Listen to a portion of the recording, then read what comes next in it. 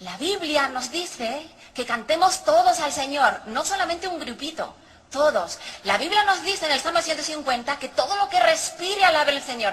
La Biblia nos dice que alabemos al Señor con salterio, con pandero, con trompeta, con arpa, con flauta, con címbalos sonoros y címbalos de júbilo. Eso nos dice la Biblia.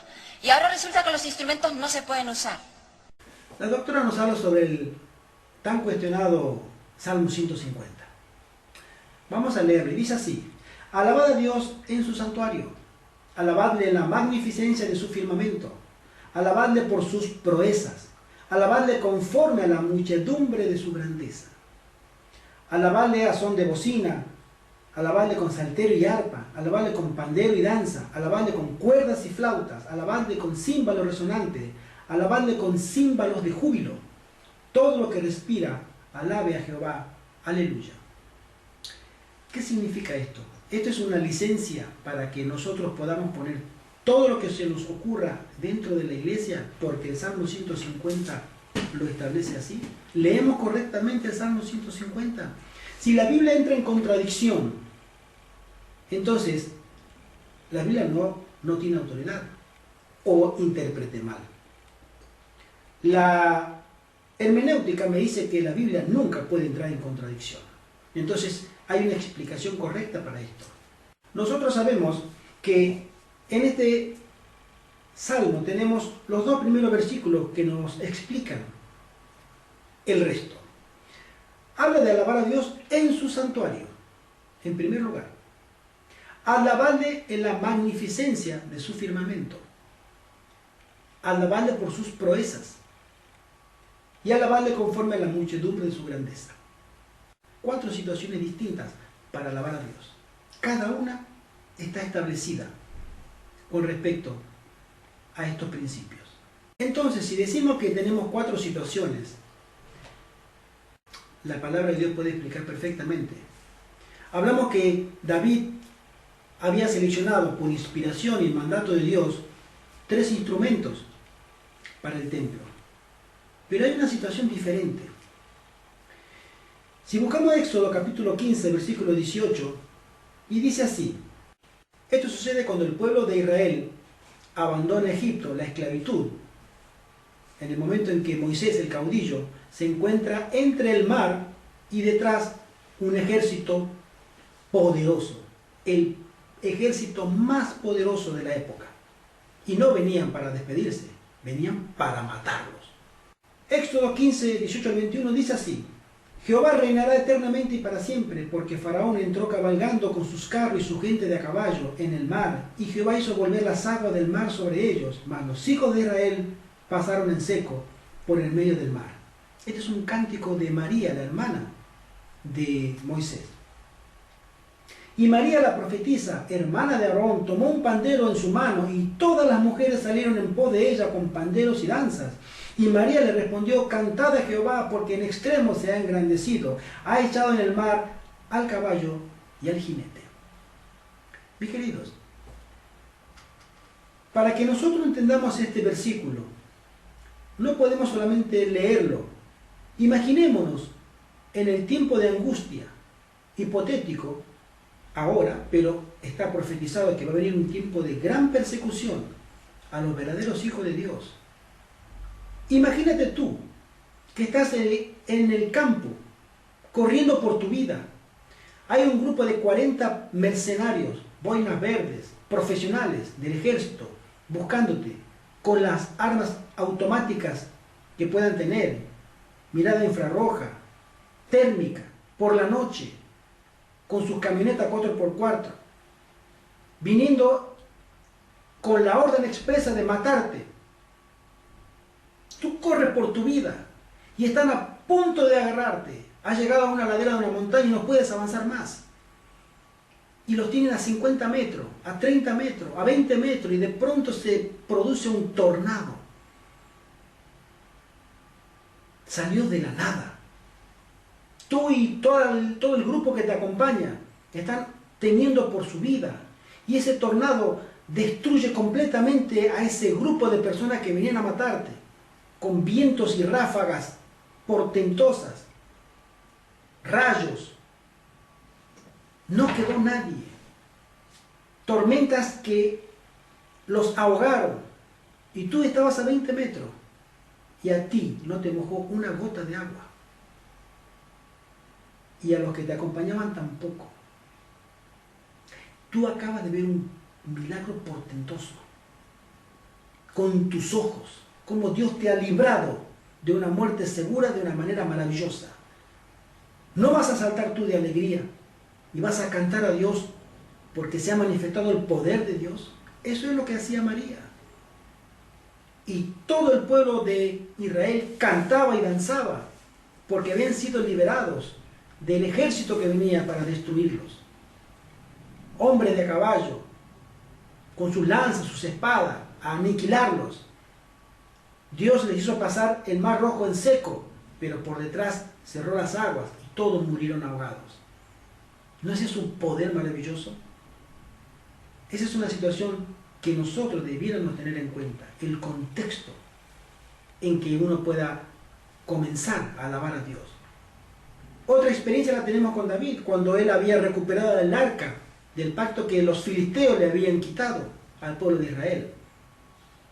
El arca del pacto para el pueblo de Israel era el símbolo de pertenencia más sublime que podían tener. La identidad propia del pueblo judío era el centro de la nación. Y el centro de la nación no era el santuario, sino el arca, porque allí se manifestaba. Desde el arca salía la gloria de Dios todos los años en la fiesta del Yom Kippur. Porque estaba escrita la palabra de Dios, la ley de Dios en el arca. Y cuando ellos la recuperaron, con júbilo, con alegría, Dios le dio la victoria a David. Y él entonaba cánticos dándole gracias a Dios, porque Dios le permitió de nuevo retomar el arca para la alabanza de Dios. Eso era un motivo de júbilo, pero ellos no estaban en el santuario, ellos no estaban en la iglesia, estaban en la calle. Y después del milagro, después de las proezas de Dios, después del poder de Dios, ellos alabaron, pero no antes.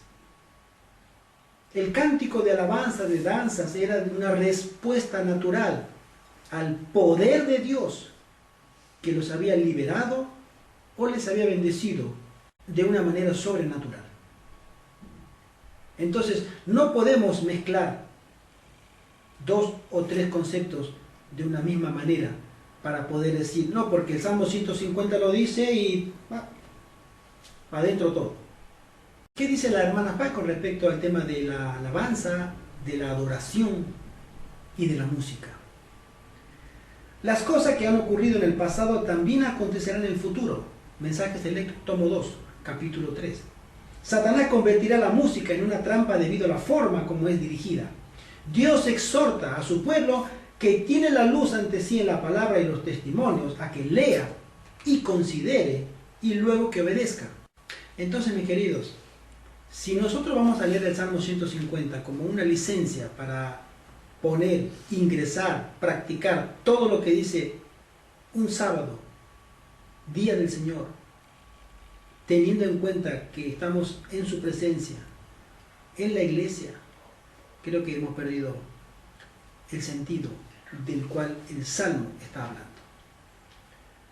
Sigamos escuchando. Siglos después, queridos jóvenes adventistas, todavía tenemos algunos de esos conceptos en nuestra mente, en nuestra cabecita protestante. Cuidado que si me muevo, eso puede ser que sea malo. ¿Lo habéis escuchado o no?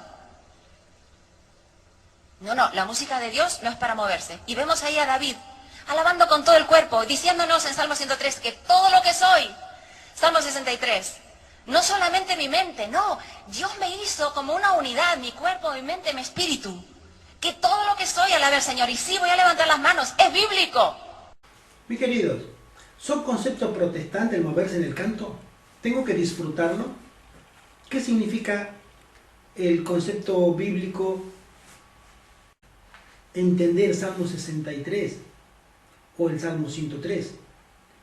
Vayamos al comentario bíblico y veamos qué nos dice con respecto a ese salmo. Comentario Bíblico Adventista, tomo 3, Salmo 63, dice lo siguiente.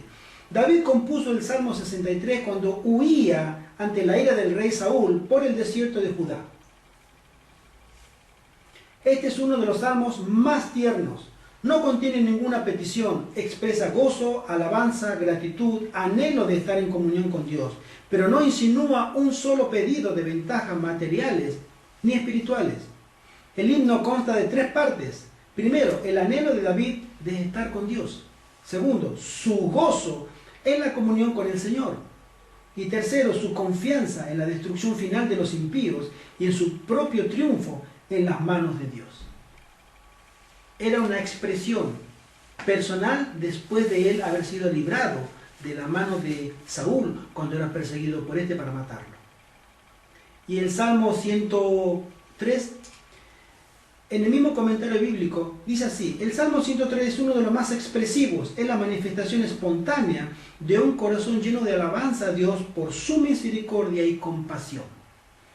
En él, David alaba a Dios por las bendiciones recibidas en su propia vida. Describe la bondad amorosa que Dios manifiesta para con sus hijos. También muestra la dependencia del hombre de la misericordia de Dios e invita a toda la creación a adorar a Dios.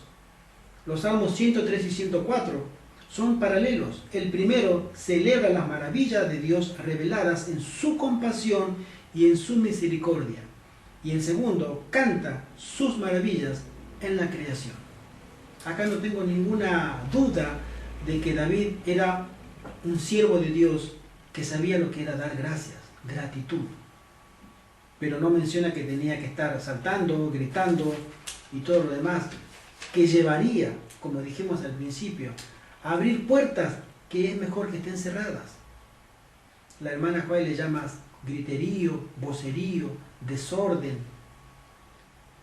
Dios es un Dios de orden y de reverencia. Si no entendemos este concepto, creo que todo lo que digamos y sostengamos va a ser solamente invención y excusas humanas para adorar a Dios como yo quiero. Sigamos escuchando. Y estos niños que te miran cuando tú estás cantando aburrido a un Dios apático, lejano, distante, desconectado, ellos se están haciendo una idea de Dios y están pensando: mi Dios es aburrido, apático, desconectado. Pero me voy a Disney Channel y me voy a MTV, mira cuánta energía, mira cuántos colores, mira cuánto cariño. Y ellos tienen el mensaje equivocado, pero saben cómo darlo. Y nosotros tenemos el mensaje que los ángeles quisieran dar. Y lo damos como si fuera lo más aburrido del mundo. Necesitamos, generación poderosa, encontrar fórmulas musicales para revivir, revitalizar la iglesia. Necesitamos Martín Luteros aquí hoy, que vengan a decir: basta de aburrimiento. Vamos a adorar a Dios con todo el corazón y con todo lo que somos. ¿Por qué los jóvenes van a nuestra iglesia? ¿Por qué los jóvenes se van de nuestra iglesia? El 60% se van por la puerta de atrás. No es por la música, es porque no encuentran a Jesús, es porque no encuentran el amor de Dios, es porque no encuentran tolerancia, es porque no encuentran paciencia, es porque no encuentran compasión. Dios mío, ten piedad de nosotros. Mis hermanos, conservar la reverencia es servir a un Dios apático, lejano, distante y desconectado. Es decir, nosotros lo que queremos servir a Dios, creemos que Dios es así y tiene esas características, tiene los atributos que dice la doctora que es apático, lejano, distante, desconectado. Yo creo que no. Les puedo asegurar que no. La palabra de Dios a mí me dice que no. Leamos en Romanos capítulo 12, versículos 2 y 3, que dice así: no os conforméis a este siglo, sino transformaos por medio de la renovación de vuestro entendimiento, para que comprobéis cuál sea la buena voluntad de Dios, agradable y perfecta. La voluntad de Dios siempre para el cristiano es agradable y perfecta. Digo pues, por la gracia que me es dada a cada cual que está entre vosotros, que no tenga más alto concepto de sí que el que debe tener, sino que piense de sí con cordura, conforme a la medida de fe que Dios repartió a cada uno. Acá Dios me dice que yo tengo que conformarme a la medida que Él me ha dado de fe, pero que no debo conformarme al mundo ni a las costumbres del mundo. Si el mundo le llama a esto adoración, ¿por qué tengo que conformarme? ¿Por qué tengo que llevar mi forma de medir a Dios como lo hace el mundo y no como la palabra de Dios lo dice? ¿Qué dice con respecto a esto la sierva del Señor? ¿Qué dice así? A veces nosotros creemos que, y lo he escuchado muchas veces, no podemos pensar que la adoración de los israelitas en la antigüedad debe ser lo mismo que nosotros los adventistas, porque ellos tenían un santuario, nosotros no tenemos un santuario. A lo sumo, me dijeron, se puede comparar a una sinagoga, pero no al santuario. ¿Es eso cierto?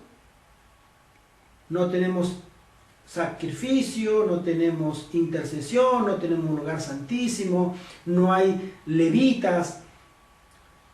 La hermana Juárez nos responde a ese interrogante. Ella dice así, que tiene que ver con la reverencia. Del carácter sagrado que rodeaba el santuario terrenal, allá hace 2000 años, los cristianos pueden aprender cómo deben considerar el lugar donde el Señor se encuentra con su pueblo. Ha habido un gran cambio, y no en el mejor sentido, sino en el peor, en los hábitos y costumbres de la gente con referencia al culto religioso. Esto lo estoy leyendo de Joya de los Testimonios, tomo 2, capítulo La conducta en la casa de Dios. Las cosas preciosas y sagradas que nos relacionan con Dios están perdiendo rápidamente su influencia y son rebajadas al nivel de las cosas comunes. La reverencia que el pueblo tenía antiguamente por el santuario donde se encontraba con Dios en servicio sagrado ha desaparecido mayormente. Sin embargo, Dios mismo dio el orden del servicio, ensalzándole muy por encima de todo lo que tuviese naturaleza temporal. Y fíjense ahora, la casa, nuestro hogar, es el santuario para la familia. Y la cámara o el huerto, tu habitación privada, tu cuarto o un lugar en que tú hayas separado, el lugar más retraído para el culto individual. Pero la iglesia es el santuario para la congregación. Debiera haber reglas respecto al tiempo, el lugar y la manera de adorar. Nada de lo que es sagrado, nada de lo que pertenece al culto de Dios debe ser tratado con descuido e indiferencia. A fin de que los hombres puedan tributar mejor las alabanzas de Dios, su asociación debe ser tal que mantenga en su mente una distinción entre lo sagrado y lo común. Allí nosotros tenemos las reglas de reverencia para servir a un Dios que no es apático, que no es lejano, que no es distante y mucho menos desconectado de nosotros. Yo no creo lo que dice la doctora, con todo mi respeto. Nosotros tenemos que hacer una clara diferencia, que lo que se hacía en la antigüedad en el santuario era lo que se tendría que hacer y repetir ahora, con la misma reverencia.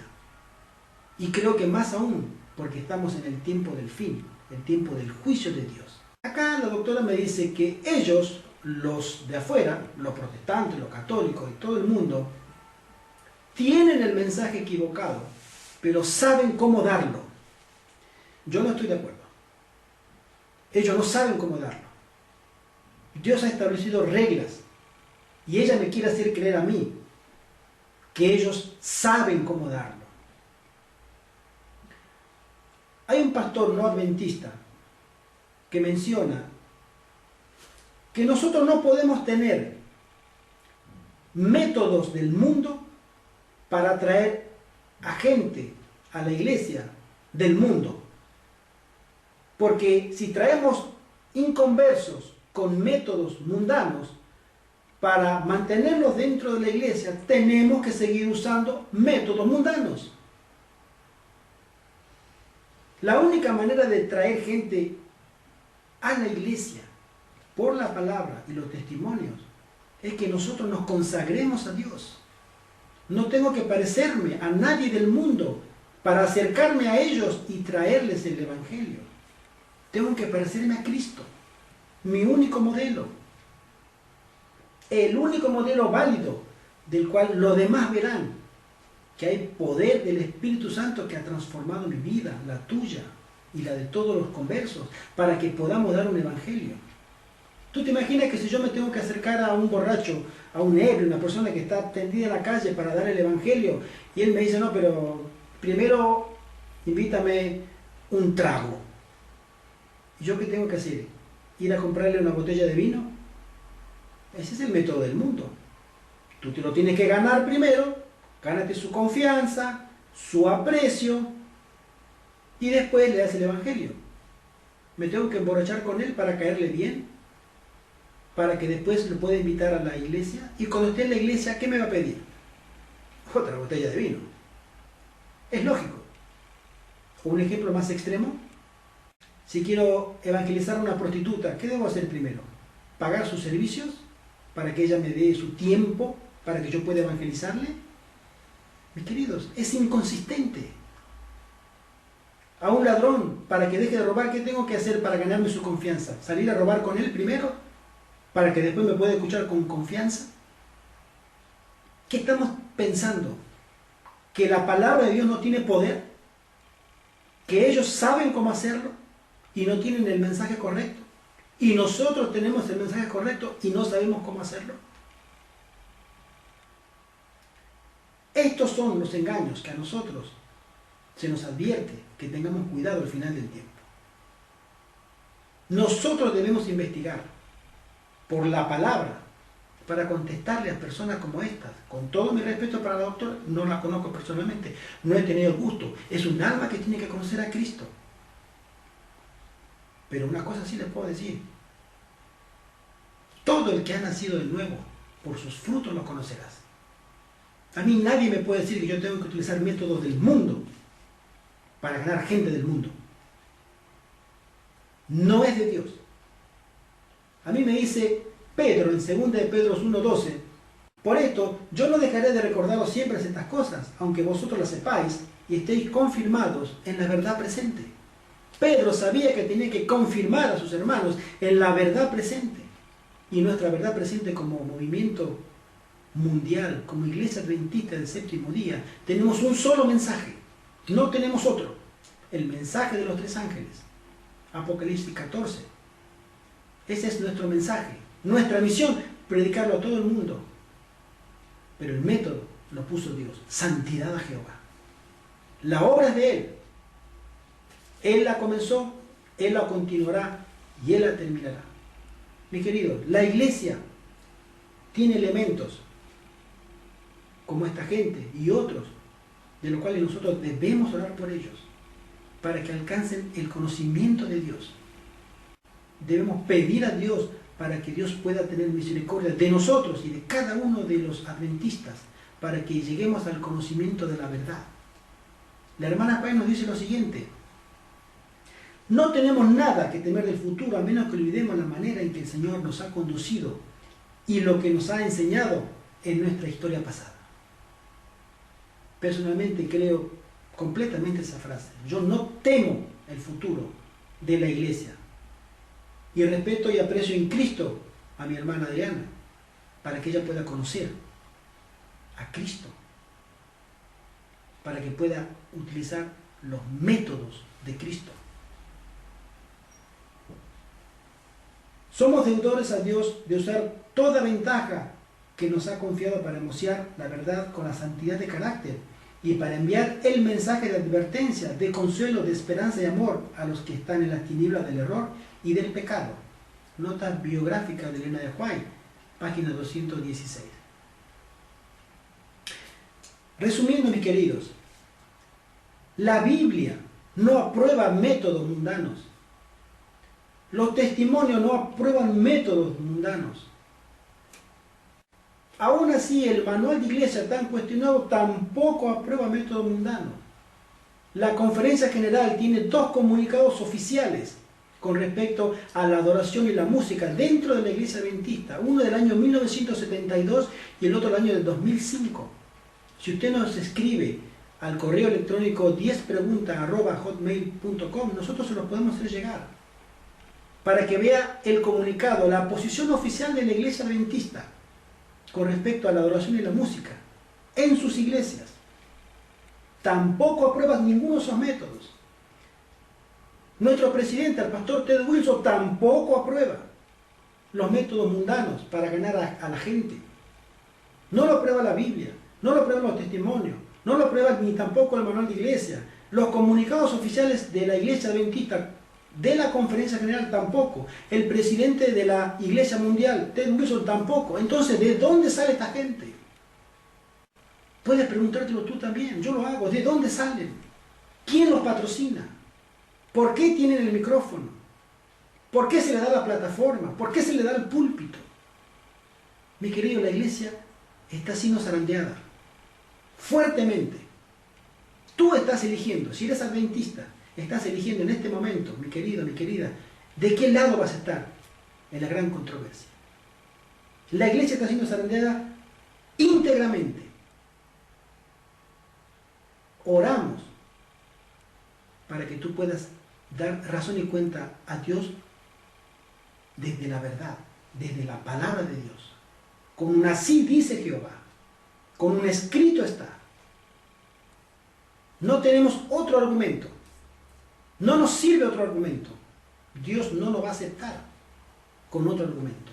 Tenemos toda la luz que necesitamos para llegar a la Canaán celestial. No necesitamos más luz. Solamente necesitamos obedecerla. Ponernos en paz con Dios y obedecerla. Y levantar nuestras voces, como los Elías, para que esto que acabamos de ver no se repita con tanta libertad. Hoy en los púlpitos y en las iglesias, en las plataformas, sube cualquiera a cantar, como quiera. No hay criterio de selección. No hay criterio para que podamos entender qué es una verdadera alabanza y qué no es. ¿Qué es la reverencia? Porque sabe cantar, se le da el micrófono. Esta iglesia tiene que ser zarandeada. Esta iglesia va a recibir el poder del Espíritu Santo. Está profetizado. No podemos detener eso. Pero también está profetizado que la iglesia tiene que ser zarandeada para que Dios separe lo que le sirve de lo que no le sirve. Te llamo a la reflexión, mi querido, mi querida. Reflexiona. Estamos en el tiempo del fin. Analiza, desconfía de todo lo que se te acerque, desconfía hasta de mí mismo, desconfía de este video. Estudia tu palabra. Y si tienes los testimonios, estúdialo también. Ahí está toda la luz que necesitamos para que podamos llegar a la Canaán celestial después de la gran lucha que todavía nos falta por recorrer. Que Dios te bendiga. Es nuestro deseo y es nuestra oración.